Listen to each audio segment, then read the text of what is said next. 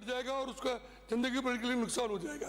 तो मेरा आपके माध्यम से सरकार से यही निवेदन है, इसको जल्द गिरदावरी करके जो नुकसान हुआ है उसकी सूचना राज्य सरकार को मिल जाएगी, मुआवजा ही मिल जाएगा, लेकिन भारत सरकार के नारकोटिक्स डिपार्टमेंट को भी सूचना दे ताकि उनको राहत मिल सके। धन्यवाद। श्री मनोज कुमार सुजानगढ़। धन्यवाद अध्यक्ष महोदय। पर्चे के माध्यम से मुझे एक महत्वपूर्ण विषय पर हो गया, मेरे पास सिफारिश आ गई बोलने का अवसर दिया। पानी को सबसे अत्यावश्यक सेवा माना गया है। कहा गया है कि जल बिन सब सून, पर बड़ी विडंबना है कि मेरे विधानसभा क्षेत्र में इस सर्दी के मौसम में भी पानी की गंभीर समस्या बनी हुई है। हालात ये है कि जो पानी पहले से ही एक हफ्ते की सप्लाई पे था, अब इस मौसम में 10 से 15 दिन की सप्लाई पे पहुंच चुका है। ट्यूबवेल खराब पड़े हैं, उनको सही नहीं किया जा रहा, बजट नहीं है। कुछ फेल हो गए, उनकी जगह नए स्वीकृत नहीं किए जा रहे। और विडंबना है कि बजट में जो ट्यूबवेल स्वीकृत किए वो भी आज तक नहीं खोदे गए, नई स्वीकृति आई है। तो मेरा सबसे पहले तो ये निवेदन है कि जो बजट में 5 ट्यूबवेलों की घोषणा की गई थी, उनको इस बजट पेश होने से पहले पहले स्वीकृति निकालें ताकि उनका खोदकर उनसे सुचारू हो सके। पानी की समस्या का सबसे बड़ा कारण एक ये है कि जो सुजानगढ़ में आपनी योजना का पानी धनासर से सरदारसर होते हुए पहुंच रहा है, उसमें सरदारसर से जो फतेहपुर लक्ष्मणगढ़ की लाइन स्वीकृत हुई थी, उस लाइन को रतनगढ़ से अभी जोड़ रखा है। सुजानगढ़ रतनगढ़ की जो लाइन है उसमें, और उसकी जो अलग से लाइन है वो 2 साल से डली हुई पड़ी है, पर उसको सिर्फ 1 किलोमीटर इनसे जोड़ा नहीं जा रहा है। हालात ये हैं कि 1 किलोमीटर की लाइन के लिए 1.5-2 साल से लगातार पूरे 3 तहसीलों की जनता परेशान हो रही है। अगर वो 1 किलोमीटर की लाइन अगर जुड़ जाए तो फतेहपुर सीकर लक्ष्मण की जो लाइन है वो सेपरेट हो जाएगी, जिससे पानी की कैपेसिटी वो डबल हो जाएगी और थोड़ी बहुत राहत मिल सकी। इसके अतिरिक्त जो जेजेएम का काम है वो पूरी तरह से अधूरा बिखरा पड़ा है। हालात ये है कि जो 150 करोड़ की योजना थी वो आज डेविएशन आके उसमें कम से कम 35-40 करोड़ रुपए की डेविएशन की फाइल विभाग द्वारा भेजी जा चुकी है, पर जयपुर से बार बार रिटर्न आ जाती है, न तो उस पर कोई स्वीकृति हो रहा, न कोई एक्शन हो रहा। और इस कारण से जो पानी की टंकियां, दोनों तहसीलों की 20 टंकियां जो आधी बनी हुई है, आधी अधूरी पड़ी है, जो बन गई उनको भी नहीं जोड़ा जा रहा है, जो अधूरी पड़ी है उनको पूरा नहीं कर पा रहा। न तो कंपनी के खिलाफ एक्शन हो रहा है, न सरकार कुछ कर रही है। और बड़ी विडंबना है कि 150 करोड़ रुपए लगने के बाद में भी स्थिति जस की तैस है। इसलिए मेरा निवेदन है कि सबसे पहले जो वो डेविएशन का है वो डेविएशन का पैसा उपलब्ध करा के या जिस तरह भी हो इस निर्माण जो कार्य है इसको पूरा किया जाए, ताकि ये टंकियां जुड़ सके, सप्लाई हो सके और ये डेविएशन वाला जो है वो कर सके। धन्यवाद। श्री बहादुर सिंह। माननीय अध्यक्ष महोदय, 1 मिनट बहादुर सिंह। श्री हरि सिंह रावत आपसे पहले है। अध्यक्ष महोदय, पर्ची के माध्यम से आपने मुझे बोलने का जो समय दिया उसके लिए आपका बहुत बहुत आभार। अध्यक्ष महोदय, भीम विधानसभा देवगढ़ में एडीजे कोर्ट खोलने की स्थापना करने के संबंध में मैं थोड़ा प्रकाश डालना चाहता हूं। अध्यक्ष महोदय, मेरी विधानसभा क्षेत्र भीम उपखंड देवगढ़ से करीब 100 किलोमीटर दूरी पर है और एवं कानून एवं व्यवस्था को मद्देनजर रखते हुए वहाँ से हम हमेशा अभी जो नए कानून संशोधन हुआ है उसकी वजह से न्यायालय में पीड़ितों को जाने के लिए हमेशा बहुत ही समस्या होती है, जिस कारण से आने जाने के उस गरीब व्यक्ति को आर्थिक, सामाजिक और बहुत ही सुगम व्यवस्था नहीं होने से परेशानी होती है। तो मेरा आपके माध्यम से निवेदन है कि उपखंड देवगढ़ में वर्तमान वरिष्ठ सिविल न्यायालय एवं अपर मुख्य न्यायालय मजिस्ट्रेट न्यायालय संचालित है, जिसकी स्थापना लगभग 40 वर्ष पूर्व हुई थी। इसी प्रकार उपखंड भीम में वरिष्ठ सिविल न्यायालय एवं अपर मुख्य न्यायिक मजिस्ट्रेट न्यायालय संचालित है। देवगढ़ न्यायालय क्षेत्र में कामलीघाट एवं आबकारी व्रत की क्षेत्राधिकार आता है। वर्तमान समय में देवगढ़ क्षेत्र संबंधित लगभग 2000 मुकदमे पेंडिंग चल रहे हैं। राजसमंद जिले के सर्वाधिक 17 प्रकरण MSCT दुर्घटना दवा प्रकरण, पारिवारिक विवादों से संबंधित प्रकरण देवगढ़ न्यायालय क्षेत्र में से ही संबंधित है। इन प्रकरणों की त्वरित सुनवाई एवं शीघ्र निस्तारण के लिए EDJ कोर्ट की स्थापना निहायत जरूरी है।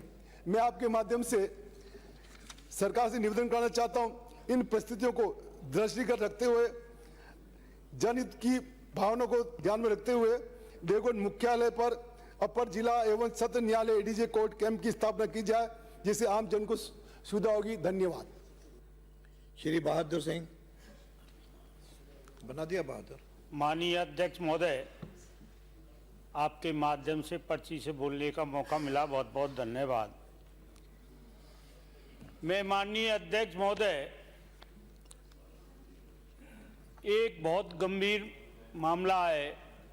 हमारी पूर्ववर्ती सरकार थी वसुंधरा जी की, जब स्टेट हाईवेों पर सभी राजस्थान में टोल खत्म कर दिए गए थे, फिर सामने बैठे इनकी सरकार आई, इन्होंने टोल चालू कर दिए। ऐसी बीमारी बोध आई जैसे कैंसर की बीमारी होती है, आम जनता को ऐसी परेशानी कर दी।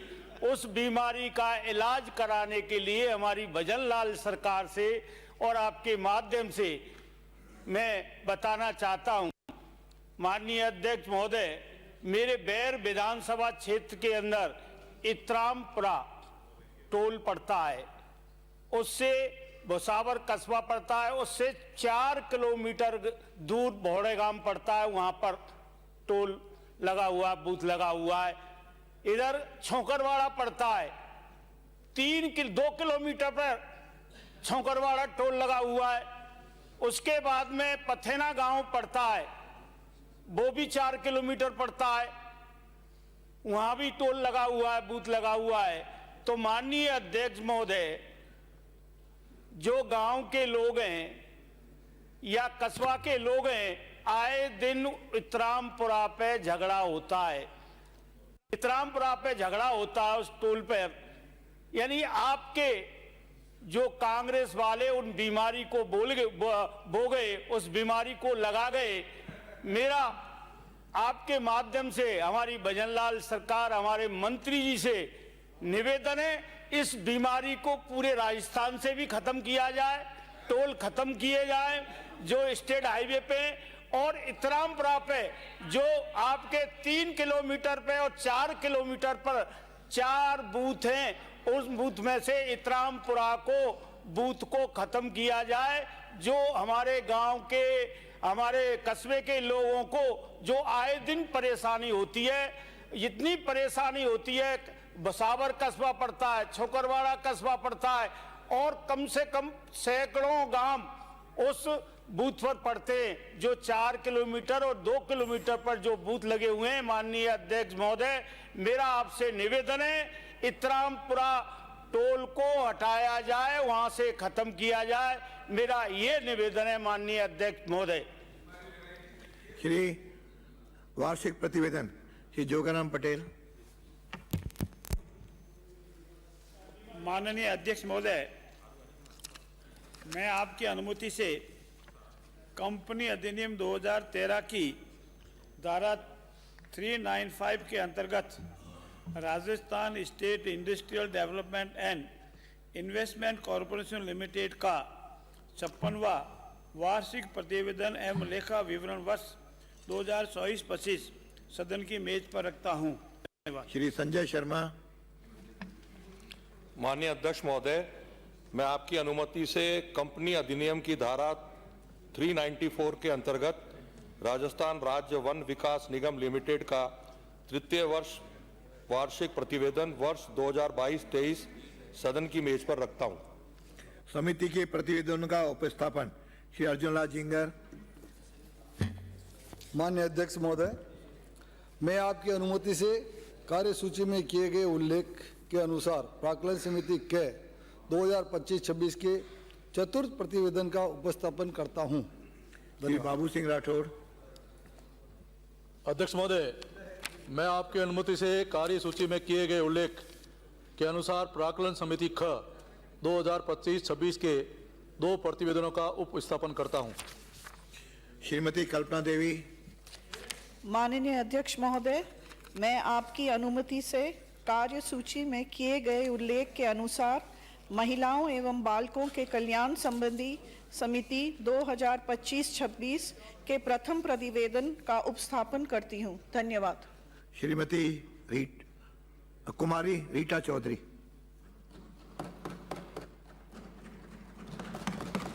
धन्यवाद अध्यक्ष महोदय। अध्यक्ष महोदय, चंद पंक्तियों के माध्यम से मैं अपनी बात की शुरुआत करूंगी।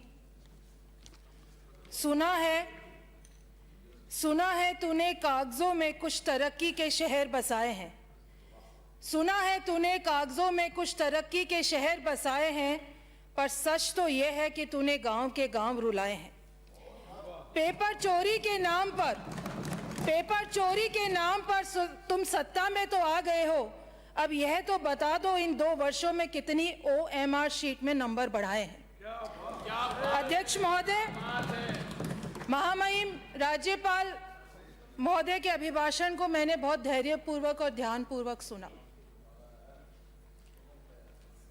इस अभिभाषण को जिस खास ढंग से डिजाइन करा गया है, उसमें संख्यात्मक आंकड़े ज्यादा दिए हैं और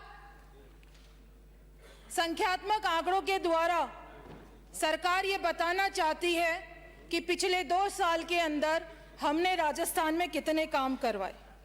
मैं समझती हूं अध्यक्ष महोदय कि महामहिम राज्यपाल महोदय से जो अभिभाषण पढ़वाया गया वो भ्रम पैदा करने वाला था, वो दिशाहीन था और दोहराव युक्त था।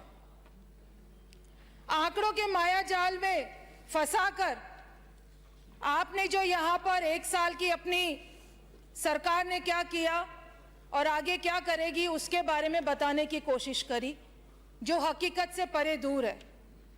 अध्यक्ष महोदय, आसमान में जब पक्षी उड़ता है तो आपने देखा होगा वो कभी आसमान को नहीं देखता, और जो जानवर जमीन पर विचरण करते हैं आपने देखा कभी वो आसमान की तरफ देखते हैं?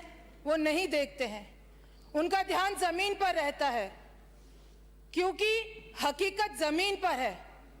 आप लोगों ने विकसित भारत की बात करी, 2047 की बात करी।